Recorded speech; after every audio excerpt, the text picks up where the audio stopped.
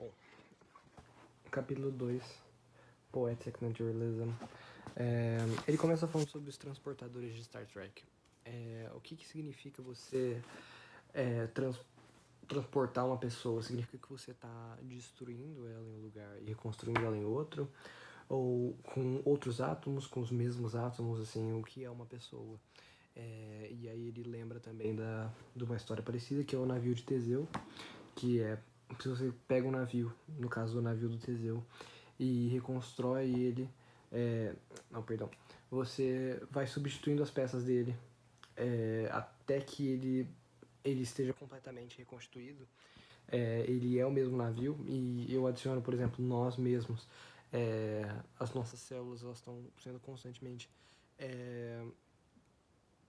não todas, não, mas vamos dizer, as moléculas que constituem as nossas células, elas estão sendo constantemente substituídas. E aí a pergunta é até que ponto nós somos a mesma pessoa se as nossas moléculas mudam. E aí a questão esse problema existe porque o conceito de navio e o conceito de pessoa, o conceito de eu, é uma abstração necessária para a gente descrever a realidade, mas não são conceitos reais. Porque navio não é uma categoria fundamental da realidade. O átomo eu acho que ele vai discutir mais sobre isso depois, mas vamos dizer que são os átomos. O navio é constituído de átomos assim como uma pessoa. Então, fundamentalmente, o navio e a pessoa são iguais. Isso é ontologia. A ontologia é a natureza da realidade, o que constitui a realidade. E nesse caso a gente está discutindo sobre átomos.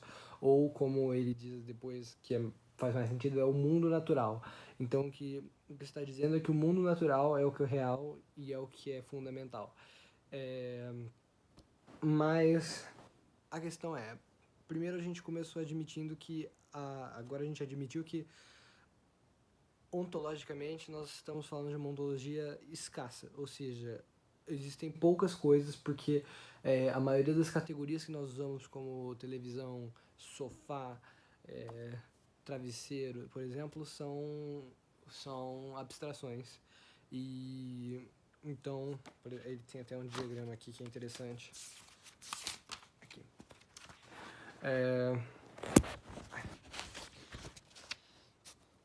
Então aqui a gente pode ver que são vários conceitos e aqui mostra como se eles, não dá pra ler nada, mas assim, mostra como se cada conceito fosse fosse uma categoria. E aqui são categorias derivadas, não categorias, mas são conceitos, são abstrações derivadas da categoria fundamental, que não vai focar. Não vai. Que é o mundo natural. Bom, e aí ele fala sobre uma corrente de pessoas que são que acreditam numa ontologia escassa, que são os eliminativistas. E eles acreditam que só o que é real é o que é fundamental. Então, se você perguntar para a pessoa qual Capitão Kirk é o real, e a pessoa vai dizer não importa, porque uma pessoa de qualquer forma não é real. É só uma ilusão que a gente construiu. E, bom, tudo bem, mas o que ele diz é que ele não quer seguir isso porque as noções de navio e de pessoas são úteis para nós, entendeu?